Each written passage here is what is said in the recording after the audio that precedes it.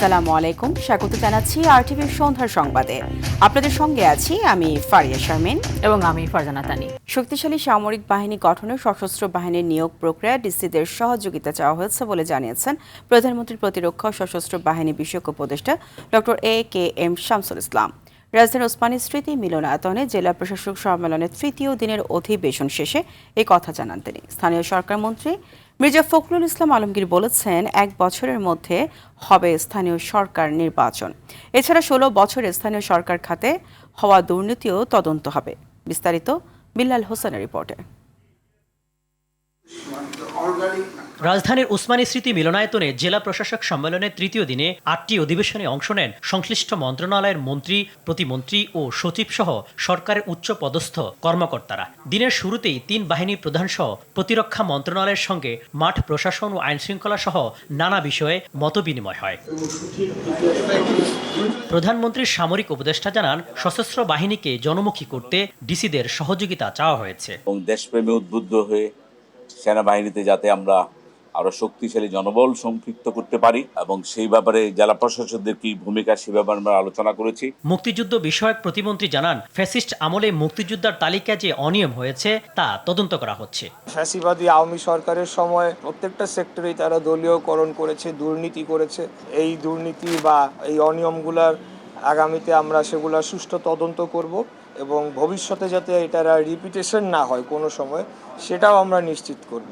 বিদ্যুৎ সাশ্রয়ের জন্য ডিসি অফিসে সোলার প্যানেল স্থাপনের নির্দেশ দেওয়া হয়েছে জানিয়ে বিদ্যুৎ জ্বালানি মন্ত্রী দেশে কোনো লোডশেডিং নেই বলেও দাবি করেন। এখন কোনো লোডশেডিং কোথাও নাই।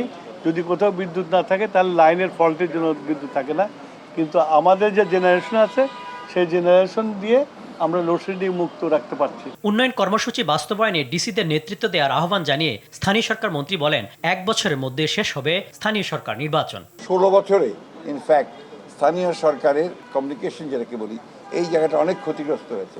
চেষ্টা করব 1 বছরের মধ্যে আগামী সংসদ টায়ারগুলোতে নির্বাচন হয়ে যাবে। প্রধানমন্ত্রী তারেক রহমানের 180 দিনের কর্মপরিকল্পনা বাস্তবায়নে কাজ করার কথা জানিয়েছেন ডাক টেলিযোগাযোগ মন্ত্রী ফকির মাহবুব আনাম। আইসিটি বলেন, ডাক, টেলিকম এবং আমাদের বিজ্ঞান প্রযুক্তি 3টা মন্ত্রণালয় আমরা এই সরকারের যে নির্বাচনী ইস্তাহার ছিল ওটাকে সামনে রেখে আমরা কাজ করে যাচ্ছি ইনশাল্লাহ। বিল্লাল হোসেন, আরটিভি, ঢাকা। সংশোধনের সুযোগ আছে, তাই মার্কিন যুক্তরাষ্ট্রের সাথে চুক্তি নিয়ে আতঙ্কিত না হওয়ার আহ্বান জানিয়েছেন বাণিজ্যমন্ত্রী খন্দকার আব্দুল মুক্তাদির। সকালে সচিবালয়ে যুক্তরাষ্ট্রের assistant trade representative for south and central Asia Brenton লিঞ্চের নেতৃত্বে প্রতিনিধি দলের সঙ্গে সাক্ষাৎ শেষে তিনি এই কথা জানান। তিনি জানান, চুক্তিতে বাংলাদেশের স্বার্থ না থাকলে সেটি সংশোধনের বিধানও এই চুক্তির মধ্যে আছে। বাণিজ্যমন্ত্রী বলেন, যুক্তরাষ্ট্র 301 ধারার অধীনে বিভিন্ন দেশের ক্ষেত্রে যে বাণিজ্য তদন্ত শুরু করেছে, বাংলাদেশের ক্ষেত্রে তা না হলেই ভালো হতো। এদিকে এই বৈঠক শেষে বন ও পরিবেশ মন্ত্রী আব্দুল আওয়াল মিন্টু বলেন, চুক্তিতে পরিবেশ নিয়ে অসম্য কিছু নেই।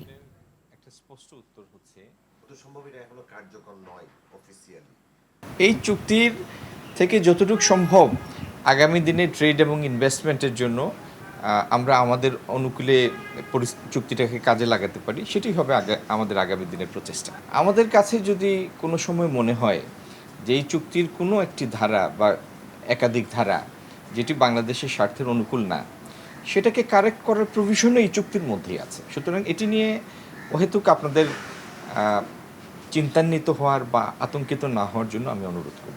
আমাদের মন্ত্রণালয়ের সাথে যেই 2-3টা ক্লজ আছে সেটার ভিতরে আমি কোনো অসম কিছু দেখি না।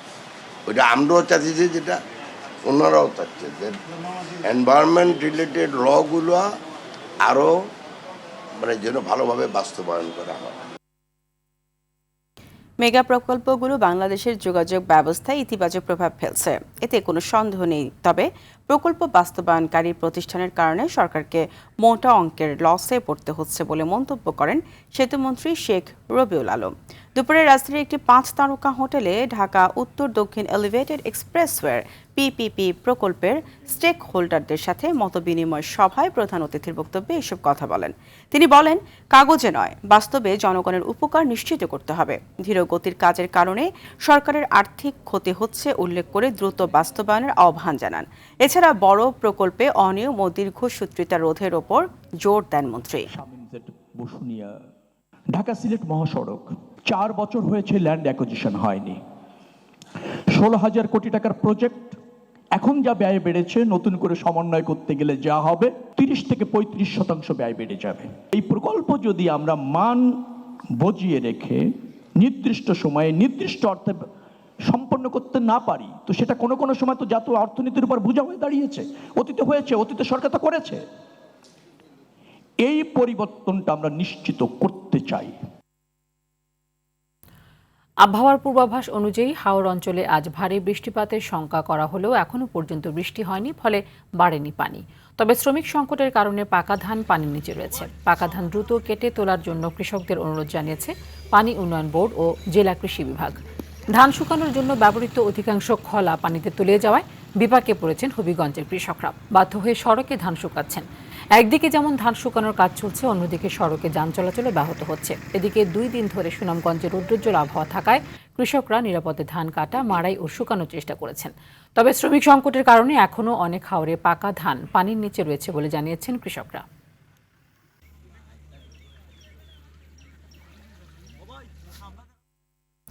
এদিকে হাওড়ে ক্ষতিগ্রস্তদের এককালীন 7,500 টাকা করে ক্ষতিপূরণ দেবে সরকার।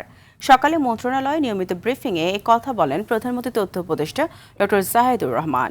জেলে থাকা সাংবাদিকদের কেউ কেউ হত্যার চেয়ে বড় অপরাধ করেছেন জানিয়ে তিনি বলেন, তারা যে অভিযোগে কারাগারে আছেন তা ভুল।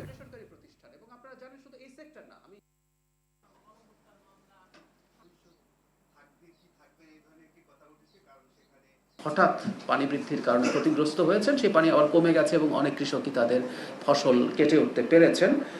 কিন্তু এই সরকার যারা ক্ষতিগ্রস্ত হয়েছেন তাদের জন্য ব্যবস্থা নিচ্ছে। ক্ষতিগ্রস্ত কৃষকদের জন্য 7,500 টাকা করে তাদেরকে অনুদান দেওয়া হবে। কৃষকদের অর্থনীতি শক্তিশালী করতে সরকার সবকিছু করবে বলে মন্তব্য করেন কৃষিমন্ত্রী মোহাম্মদ আমিনুর রশিদ। দুপুরে সুনামগঞ্জের সার্কিট হাউসে জেলা পর্যায়ে কর্মরত কর্মকর্তা ও জনপ্রতিনিধিদের সাথে মতবিনিময় সভা শেষে তিনি কথা বলেন। এদিকে একই অনুষ্ঠানে সুনামগঞ্জের ফসল যাতে ক্ষতিগ্রস্ত না হয় সেভাবে প্রকল্প তৈরির কথা জানান দুর্যোগ ও ত্রাণ মন্ত্রী আসাদুল হাবিব দুলু। অনুষ্ঠান শেষে কৃষকদের আর্থিক সহায়তা প্রদান করা হয়।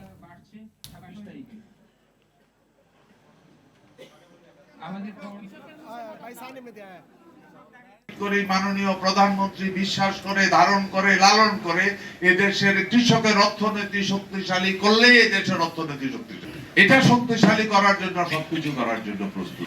সরকার চায় যারা ক্ষতিগ্রস্ত হয়েছে তাদের পাশে এসে দাঁড়াতে।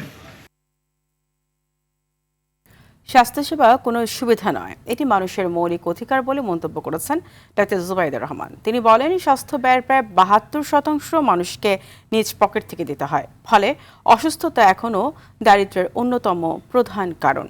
রাজধানীর কুর্মিটোলা জেনারেল হাসপাতালে এক অনুষ্ঠানে তিনি এসব কথা বলেন। এ সময় স্বাস্থ্যমন্ত্রী বলেন, সবার জন্য সুস্বাস্থ্য নিশ্চিত করা সরকারের অন্যতম চ্যালেঞ্জ। রুদ্র রফিকের রিপোর্ট। রাজধানীর কুর্মিটোলা জেনারেল হাসপাতালে আয়োজন করা হয় স্বাস্থ্যসেবায় সমতা প্রতিষ্ঠায় ঢাকা 17 আসনের নির্বাচনী প্রতিশ্রুতি বাস্তবায়ন শীর্ষক মতবিনিময় সভা। এতে যোগ দেন প্রধানমন্ত্রীর সহধর্মিণী ডাক্তার জুবাইদা রহমান, স্বাস্থ্যমন্ত্রী, প্রতিমন্ত্রী, তথ্যমন্ত্রী, জনপ্রশাসন প্রতিমন্ত্রী সহ স্বাস্থ্য খাতের গুরুত্বপূর্ণ ব্যক্তিরা। আমাদের কথাগুলো শুনতেন। তথ্য ও সম্প্রচার মন্ত্রী জহিরুদ্দিন স্বপন বলেন, প্রত্যেক নাগরিকের প্রাথমিক স্বাস্থ্যসেবা নিশ্চিতে কাজ করছে সরকার। আমরা আশাবাদী যে বাংলাদেশে আমাদের এই আমলে একটা দ্রুত গুণগত পরিবর্তন আসবে, চিকিৎসা ক্ষেত্রে একটা মৌলিক সমতা প্রতিষ্ঠা করা। এ সময় স্বাস্থ্যমন্ত্রী সরদার সাখাওয়াত হোসেন বলেন, প্রধানমন্ত্রী একটি দায়বদ্ধতার রাজনীতির নতুন মেরুকরণ করতে চান। সকলের জন্য সুস্বাস্থ্য নিশ্চিত করাই এখন সরকারের জন্য চ্যালেঞ্জ। আমাদেরকে ট্রান্সপারেন্সির সাথে, আমাদেরকে ইন্টিগ্রিটির সাথে, অনেস্টির সাথে জনগণের সেবা করতে হবে। সকলের জন্য সুস্বাস্থ্য, এটা আমাদের মাননীয় প্রধানমন্ত্রীর একটা চ্যালেঞ্জ। অনুষ্ঠানে প্রধান অতিথির বক্তব্যে প্রধানমন্ত্রী তারেক রহমানের সহধর্মিণী ডাক্তার জুবাইদা রহমান বলেন, দেশের স্বাস্থ্য খাত দীর্ঘদিনের অবহেলার শিকার। মানসম্মত সেবায় প্রবেশাধিকার প্রতিদিন লাখো মানুষের কাছে এক অসম লড়াই। স্বাস্থ্য ব্যয়ের 72% সরাসরি জনগণ বহন করে, ফলে অসুস্থতা এখনো দারিদ্র্যের অন্যতম প্রধান কারণ। বস্তি এলাকার মানুষ যাতে চিকিৎসা সেবা থেকে বঞ্চিত না হয় সেজন্য সরকারের পরিকল্পনার কথা তুলে ধরেন তিনি। আমাদের লক্ষ্য আর কোনোদিন কড়াইল, ভাসানটেক, সাততলার এলাকার জনগণ চিকিৎসা সেবা থেকে বঞ্চিত না হন। নবজাতক শিশু থেকে শুরু করে বয়োবৃদ্ধ পর্যন্ত সকলেই যেন সুচিকিৎসা পান। এদিন কুর্মিটোলা জেনারেল হাসপাতালের 50 শয্যার আইসিইউ ইউনিটের পাশাপাশি প্যাথোলজি প্যাভিলিয়ন ও গ্যাস্ট্রোলিভার সেন্টারের উদ্বোধন করেন ডাক্তার জুবাইদা রহমান। রুদ্র রফিক, RTV, ঢাকা।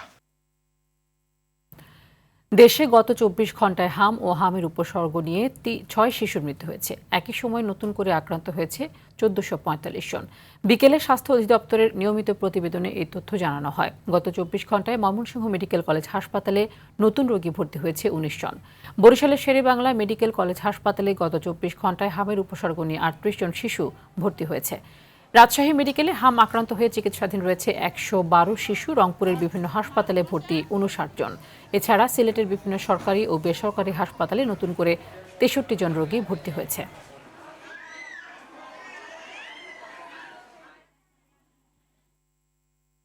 পশ্চিমবঙ্গের ক্ষমতার পালাবদলে পুশিনের ঘটনা ঘটলে সরকার ব্যবস্থা নেবে বলে জানিয়েছেন পররাষ্ট্রমন্ত্রী ডক্টর খলিলুর রহমান।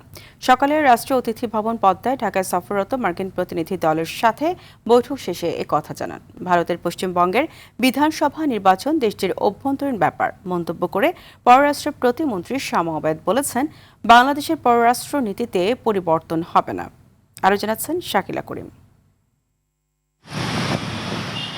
ঢাকায় সফররত উচ্চ পর্যায়ের মার্কিন প্রতিনিধি দলের সঙ্গে বৈঠক করেন পররাষ্ট্রমন্ত্রী ডক্টর খলিলুর রহমান। বৈঠক শেষে সাংবাদিকদের ব্রিফিং করেন তিনি। পররাষ্ট্রমন্ত্রী বলেন, তিস্তা চুক্তি পশ্চিমবঙ্গের নতুন সরকারের আমলে হবে কিনা সে সিদ্ধান্ত নেবে ভারত। ভারতের পশ্চিমবঙ্গে ক্ষমতার পালাবদলের পর কাউকে পুশিন করার বিষয়ে সতর্ক অবস্থানে রয়েছে ঢাকা। তারা ডাক দিয়েছে জাগো বাহের, সেই ডাকে যদি আমরা সাড়া না দিই তাহলে পরে আমরা আছি কেন? এটা আমাদের প্রধানমন্ত্রী, মাননীয় প্রধানমন্ত্রীর অঙ্গীকার সেই অঞ্চলের সমস্যা সুরাহা করা, এবং এটা আমাদের সরকারের অঙ্গীকার। এই অঙ্গীকার আমরা পূরণ করব এবং চীন সফরে এই বিষয়টা আমরা নিশ্চয়ই আলোচনা করব। যখন আসামের মুখ্যমন্ত্রী কথাটি বলেছিলেন, স্বীকার করেছিলেন তিনি কিছু কাজ করেছেন, আপনারা দেখেছেন, আমরা সেটাকে কড়া প্রতিবাদ দিয়েছি। সেই বিষয়ে আমাদের যা যা ব্যবস্থা আমরা নিব। এদিকে রাজধানীর ওসমানী স্মৃতি মিলনায়তনে ডিসি সম্মেলনে এক অধিবেশন শেষে পররাষ্ট্র প্রতিমন্ত্রী বলেন, পশ্চিমবঙ্গে যে সরকারই আসুক না কেন বাংলাদেশের পররাষ্ট্রনীতির পরিবর্তন হবে না। ভারতের নির্বাচন ভারতের অভ্যন্তরীণ ব্যাপার। আমাদের বাংলাদেশের foreign policy across the board একই থাকবে। আমাদের বাংলাদেশ প্রথম বা বাংলাদেশ ফার্স্ট নীতিতে আমাদের ফরেন পলিসি, সেটা যেই সরকারি আসুক না কেন সেই সাথে আমাদের ফরেন পলিসি পরিবর্তন হবে না। সম্প্রতি পশ্চিমবঙ্গের বিধানসভা নির্বাচনে ক্ষমতার পালাবদল হয়। দীর্ঘ 15 বছর ধরে ক্ষমতায় থাকা তৃণমূলের ভরাডুবিও হয়। বিজেপির ঐতিহাসিক জয় ভাঙে মমতার দুর্গ। বিধানসভার 293টি আসনের মধ্যে 207টিতে জয় পেয়েছে বিজেপি, তৃণমূল জিতে মাত্র 80টিতে। শাকিলা করিম, RTV, ঢাকা। পশ্চিমবঙ্গ বিধানসভা নির্বাচনে জয়ের পর সরকার গঠনের প্রক্রিয়া শুরু করেছে বিজেপি। আগামী 9 মে রবীন্দ্র জয়ন্তীর দিন শপথ নেবে নতুন বিজেপি সরকার। পশ্চিমবঙ্গে এসে শপথ অনুষ্ঠানে অংশ নিতে পারেন প্রধানমন্ত্রী নরেন্দ্র মোদী। রাজ্যটিতে মুখ্যমন্ত্রীর পদ নিয়ে সবচেয়ে বেশি আলোচনায় আছেন শুভেন্দু অধিকারী। অন্যদিকে আসামেও এগিয়ে বিজেপির আগের মুখ্যমন্ত্রী হিমন্ত বিশ্ব শর্মা। তামিলনাড়ুতেও বিপুল ভোটে জিতে মুখ্যমন্ত্রী হওয়ার দৌড়ে প্রধান মুখ থালাপতি বিজয়। বিস্তারিত সামিউল শিহাবের রিপোর্টে। পশ্চিমবঙ্গে টানা 15 বছরে তৃণমূল কংগ্রেস শাসনের অবসান ঘটিয়ে বিপুল ব্যবধানে জয়ী হয়েছে ভারতীয় জাতীয় পার্টি। আগামী 9 তারিখে পশ্চিমবঙ্গে শপথ নেবে নতুন বিজেপি সরকার। দলটির পশ্চিমবঙ্গ শাখার সভাপতি শ্রমিক ভট্টাচার্য ANI-কে জানিয়েছেন, দিনটিকে একটি নতুন রাজনৈতিক সূচনার প্রতীক হিসেবে বেছে নেওয়া হয়েছে। এর মধ্যেই রাজ্য মুখ্যমন্ত্রীর পদ নিয়ে চলছে নানা জল্পনা কল্পনা। আনুষ্ঠানিক ঘোষণা না আসলেও দলের মধ্যে মুখ্যমন্ত্রী হিসেবে শুভেন্দু অধিকারীর নামই সবচেয়ে জোরালোভাবে আলোচিত হচ্ছে। আমার থার্ড রাউন্ডের শেষে আমার লিড আছে। আসামেও টানা তৃতীয়বারের মতো ক্ষমতায় ফিরেছে বিজেপি নেতৃত্বাধীন NDA জোট। বর্তমান মুখ্যমন্ত্রী হিমন্ত বিশ্ব শর্মা এই জয়ে তার নেতৃত্বকে আরও সুসংহত করেছেন। ধারণা করা হচ্ছে পুনরায় মুখ্যমন্ত্রী হিসেবে শপথ নেবেন হিমন্ত শর্মা। पवन खेरा जी का जो एलिगेशन रहा। অন্যদিকে তামিলনাড়ুর রাজনীতিতে গত 50 বছরের ডিএমকে ও এআইএডিএমকে এর আধিপত্য ভেঙে একক বৃহত্তম দল হিসেবে আত্মপ্রকাশ করেছে সুপারস্টার বিজয়ের দল টিভিকে। মুখ্যমন্ত্রী হওয়ার দৌড়ে প্রধান মুখ তিনি, তবে একক সংখ্যাগরিষ্ঠতা না থাকায় এখন জোটসঙ্গীর সন্ধানে আছেন বিজয়।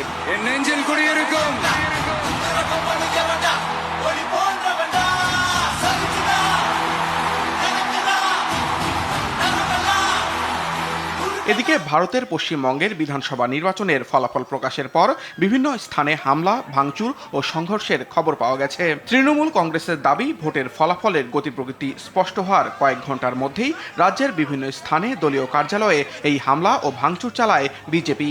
যেভাবে বিজেপির লোকেরা এসে হামলা করলো, এটা ব্যাখ্যা করা যায় না। সামিউল শিহাব, RTV। দর্শক, পশ্চিমবঙ্গের সর্বশেষ অবস্থা জানাতে কলকাতা থেকে সরাসরি যুক্ত হচ্ছেন সহকর্মী পরমাশিস ঘোষ রায়। পরমাশিস, নিশ্চয়ই শুনতে পাচ্ছেন, মমতা বন্দ্যোপাধ্যায় কি পদত্যাগ করেছেন কিনা জানাবেন। এছাড়া পশ্চিমবঙ্গে কে হচ্ছেন মুখ্যমন্ত্রী, তৃণমূলের পরাজয়, বিশৃঙ্খলা নিয়ে কি তথ্য আছে আপনার কাছে? প্রথমেই বলি, সকালবেলা অসমর্থিত সূত্রের খবর ছিল যে আজ বিকেলের দিকে মমতা বন্দ্যোপাধ্যায় রাজভবন বা যেটাকে বলা হচ্ছে লোকভবনে গিয়ে তিনি পদত্যাগ করতে পারেন, কিন্তু শেষ পর্যন্ত তিনি আজকে তৃণমূল ভবনে যে বিকেলের দিকে যে সাংবাদিক সম্মেলন ডেকেছিলেন বিকেল 4টের সময়, সেই সাংবাদিক সম্মেলনে তিনি সরাসরি অভিযোগ জানিয়েছেন যে তিনি পদত্যাগ করছেন না। কেন তিনি একদম সরাসরি বলেছেন তিনি তো হারেননি। নির্বাচন কমিশন এবং প্রধানমন্ত্রী এবং স্বরাষ্ট্রমন্ত্রী এরা মিলে একেবারে কৌশল করে তাকে হারানোর বন্দোবস্ত করেছে, কিন্তু হারেননি। 100 সিটে তাকে কৌশল করে হারিয়ে দেওয়া হয়েছে, 100 সিট মানে 100 বিধানসভা কেন্দ্রে। তিনি অভিযোগ করেছেন, আমি পদত্যাগ করতে রাজভবনে তো যাবই না, এবং আমি রাজভবনে তো যাবই না, পাশাপাশি আমি রাস্তাতেই ছিলাম, আমি রাস্তাতেই থাকবো, আমার লড়াই জারি থাকবে। এবং তিনি জানিয়েছেন যে ইন্ডিয়া জোটের সোনিয়া গান্ধী, রাহুল গান্ধী, অখিলেশ যাদব, হেমন্ত সোরেন, অরবিন্দ কেজরিওয়াল তাকে পাশে পাওয়ার বার্তা দিয়েছেন, তাকে পাশে থাকার বার্তা পর্যন্ত দিয়েছেন। অন্যদিকে বিভিন্ন জায়গায় যে এই গতকাল ঘটনার রেজাল্ট বেরোনোর পর থেকে যেসব অশান্তির খবর পাওয়া গেছে, বিভিন্ন পার্টি অফিস ভাঙচুর করা গেছে, দেখানো হচ্ছে, যেটা গণমাধ্যমে ইতিমধ্যেই প্রকাশিত, সেই জায়গা থেকে বিজেপির যেটা অবস্থান সেটা হচ্ছে, শ্রমিক ভট্টাচার্য বিজেপি রাজ্যসভা সাংসদ এবং দলের রাজ্য সভাপতি, তিনি কিন্তু কঠোরভাবে সংবাদ সংস্থাকে জানিয়ে দিয়েছেন যে বিজেপির পতাকা নিয়ে কেউ পার্টি অফিস দখল করতে গেলে, পার্টি অফিসে বিজেপির পতাকা লাগালে তাকে অবিলম্বে গ্রেপ্তার করতে হবে।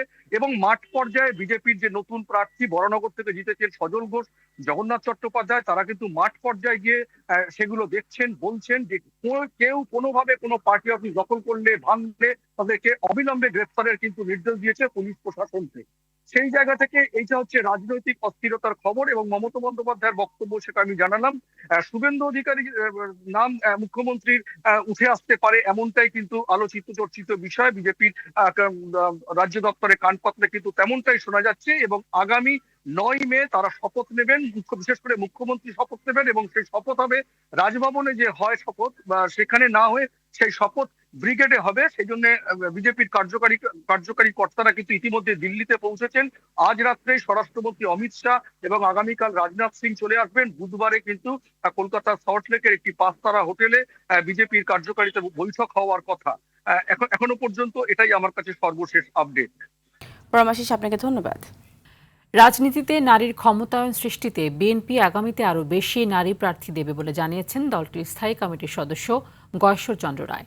সকালে রাজধানীর জিয়া উদ্যানে শ্রদ্ধা নিবেদন শেষে এ কথা বলেন তিনি। গয়েশ্বর বলেন, নারী মুক্তি এবং নারীর অধিকার প্রতিষ্ঠায় সংরক্ষিত আসনের সদস্যরা অগ্রণী ভূমিকা রাখবেন। সরকারের সামনে নানা চ্যালেঞ্জ রয়েছে জানিয়ে তিনি আরও বলেন, ভঙ্গুর অর্থনীতি ও ব্যবসায়ীদের দুরবস্থা দূর করে বিএনপির 33 দফা বাস্তবায়নের প্রস্তুত রয়েছে সরকার। এ সময় বিএনপির দেয়া দায়িত্ব শেষ বিন্দু দিয়ে পূরণের প্রতিশ্রুতি দেন বিএনপির নেত্রী নিপুণ রায় চৌধুরী।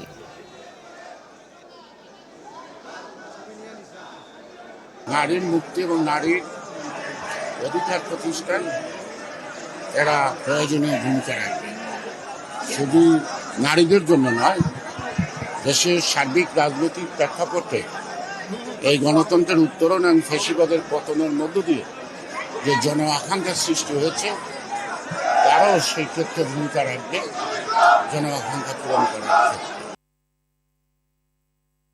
বজ্রপাত বাংলাদেশে একটি অন্যতম প্রধান প্রাকৃতিক দুর্যোগে পরিণত হয়েছে। বজ্রপাতে বছরে 300 জনেরও বেশি মানুষ প্রাণ হারাচ্ছেন। চলতি বছরে মাত্র 4 মাসে অর্ধশতাধিক মানুষের প্রাণ ঝরে গেছে বজ্রপাতে। 2016 সালে বজ্রপাতকে দুর্যোগ হিসেবে ঘোষণা করে সরকার। বিশেষজ্ঞরা বলছেন, আবহাওয়ার ধরন বদলে যাওয়া, পরিবেশ দূষণ, নির্বিচারে গাছ কাটা সহ নানা কারণে বজ্রপাত বেড়ে গেছে, ফলে মৃত্যুও বাড়ছে। হাসান মাহমুদের রিপোর্ট। বাংলাদেশে বজ্রপাতে মৃত্যুর সংখ্যা আশঙ্কাজনকভাবে বাড়ছে। চলতি বছর এপ্রিল মাসে বজ্রপাতে উল্লেখযোগ্য সংখ্যক প্রাণহানি ঘটেছে। এপ্রিলের শেষ সপ্তাহে একদিনেই দেশের বিভিন্ন জেলায় মৃত্যু হয়েছে 14 জনের। গবেষণা বলছে, মার্চ, এপ্রিল ও মে মাসেই বজ্রপাতে মৃত্যুর হার সবচেয়ে বেশি। বিশেষজ্ঞরা বলছেন, গরম ও আর্দ্র বাতাস যখন উপরের ঠান্ডা বাতাসের সংস্পর্শে আসে তখন সৃষ্টি হয় অস্থিতিশীল আবহাওয়া, আর এ থেকেই তৈরি হয় বজ্রমেঘ। জলবায়ু পরিবর্তনের কারণে দীর্ঘ তাপপ্রবাহ ও আবহাওয়া পরিবর্তন বজ্রপাতের তীব্রতা বাড়াচ্ছে। এছাড়া উঁচু গাছ কমে যাওয়ায় ঝুঁকি বাড়ছে। সরকারের পক্ষ থেকে জনসচেতনতা বৃদ্ধি এবং সতর্কতামূলক ব্যবস্থা গ্রহণ করা অত্যন্ত জরুরি। বিশেষ করে যখন মেঘ ডাকছে, বুম বুম শব্দ হচ্ছে, তখন খুব উঁচু গাছের নিচে থাকবেন না, তাল গাছের নিচে থাকা ঠিক হবে না, কারণ সবচেয়ে হাইয়েস্ট পয়েন্ট যেটা, সেখানে এই চার্জটা যায়। সরকারের উচিত প্রত্যেক স্কুল কলেজে তো পড়াবার ভেতরে এটাকে বাস্তব জীবনে সুন্দর করে বিজ্ঞানের সম্মত উপায়ে লিখিত করে বুঝিয়ে দেওয়া, ডায়াগ্রাম এঁকে বুঝিয়ে দেওয়া। আবহাওয়াবিদ ডক্টর বজলুর রশিদ বলেন, বজ্রপাতের সময় খোলা জায়গা থাকা অত্যন্ত ঝুঁকিপূর্ণ। সচেতনতা ও সতর্কতাই পারে মৃত্যু ঝুঁকি কমাতে। তাই আবহাওয়ার পূর্বাভাস এবং সতর্কবার্তা মেনে চলাই হতে পারে জীবন বাঁচানোর প্রধান উপায়। নিয়ম হচ্ছে, যখন বর্জ্যধ্বনি বা শব্দ যখন শুনি, কমপক্ষে আধা ঘন্টা নিজ বাড়িতে অবস্থান করা অথবা কোনো একটা আশ্রয়স্থানে অবস্থান করা। লাস্ট শব্দ থেকে আধা ঘন্টা পর্যন্ত এটা সেফ। এর মানে যদি আধা ঘন্টার মতো শব্দ না পাই, তাহলে মেন হচ্ছে এই বর্জ্যঝড় ইতিমধ্যে শেষ হয়ে গেছে। জানান, মানুষকে সতর্ক করতে আবহাওয়া অধিদপ্তরের ভেরিফাইড ফেসবুক পেজ ও ওয়েবসাইটে নিয়মিত বার্তা দেওয়া হচ্ছে। ফেসবুক ইউজ করে অথবা আমাদের ওয়েবসাইট দেখতে পারেন। হাসান মাহমুদ, RTV, ঢাকা। আজ 5 মে শাপলা চত্বর হত্যাকাণ্ডের দিন। 2013 সালের এই দিনে রাজধানীর মতিঝিলের শাপলা চত্বরে হেফাজতে ইসলামের সমাবেশে এক নারকীয় হত্যাযজ্ঞ চালায় তৎকালীন আওয়ামী লীগ সরকার। ক্ষমতায় টিকে থাকতে এবং ভিন্ন মত দমনের অংশ হিসেবে চালানো এই হত্যাকাণ্ডের শিকার মানুষের সঠিক সংখ্যা না থাকলেও বিভিন্ন সংস্থার দাবি, এতে প্রাণহানি হয়েছে কয়েকশো। এদিকে শুধু ঢাকাতেই 32 জন সহ নারায়ণগঞ্জ, চট্টগ্রাম ও কুমিল্লায় নিহতের 58 জনের পরিচয় শনাক্ত করা হয়েছে, জানিয়েছেন আন্তর্জাতিক অপরাধ ট্রাইব্যুনালের চিফ প্রসিকিউটর। GM মাহমুদের রিপোর্টে থাকছে বিস্তারিত। 2013 সালের 5 মে মহাসমাবেশে অংশ নিতে রাজধানীর মতিঝিলের শাপলা চত্বরে অবস্থান নেয় হেফাজতে ইসলামের নেতা, কর্মী, সমর্থকরা। দলটির কর্মসূচি ঘিরে 3 ভর চলে উত্তেজনা ও সহিংসতা। পরিস্থিতি সামাল দিতে হেফাজতের কর্মীদের শক্ত অবস্থান ভাঙতে রাতে পুলিশ, র্যাব ও বিজিবি মিলে চালানো হয় অপারেশন ফ্ল্যাশ আউট নামে যৌথ অভিযান।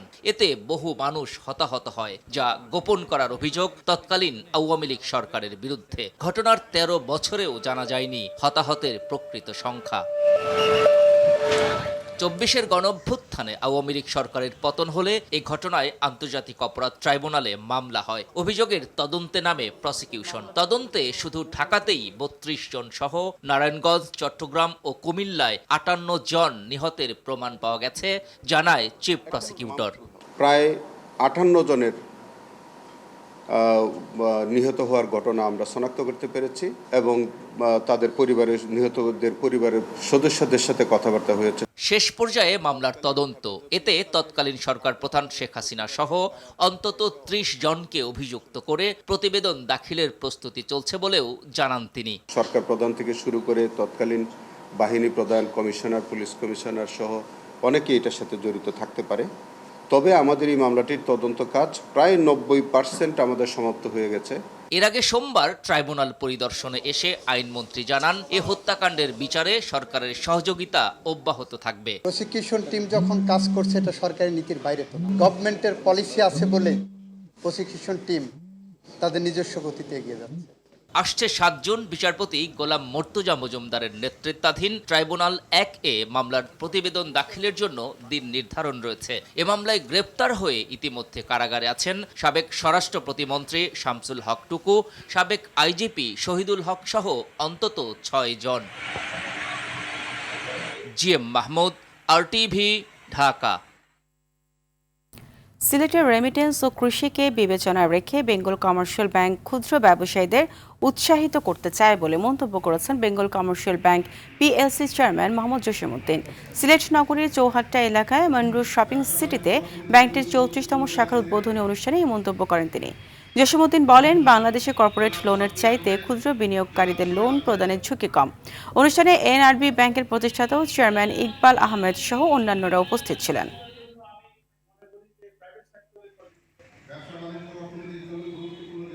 সিলেটের যে মানুষের যে কন্ট্রিবিউশন, বিশেষ করে এনআরবিতে, দুইটা সেক্টরের জন্য বাংলাদেশের ইকোনমি কিন্তু দাঁড়িয়ে আছে। একটা হচ্ছে কৃষকদের জন্য, যে কৃষকরা ফসল ফলায়, যার কারণে আমাদেরকে অ্যাটলিস্ট আমাদের কৃষিজাত পণ্য কিছু যেগুলি মেজর আমাদের আইটেম, সেটা আমাদেরকে ইম্পোর্ট করতে হয় না ফরেন কারেন্সি দিয়ে। আমি যেটা বলতে চাই, আমাদের এক্সপোর্টের আছে, কিন্তু আমরা যে ফরেন কারেন্সি এক্সপোর্ট করি, তাহলে আমাদের 82% আমরা এক্সপোর্ট করি আমাদের রেডিমেড গার্মেন্টস। এয়ার টিকিট বিক্রির আড়ালে কোটি কোটি টাকা আত্মসাতের অভিযোগ উঠেছে টিকিট কিংডম নামের একটি ট্রাভেল এজেন্সির বিরুদ্ধে।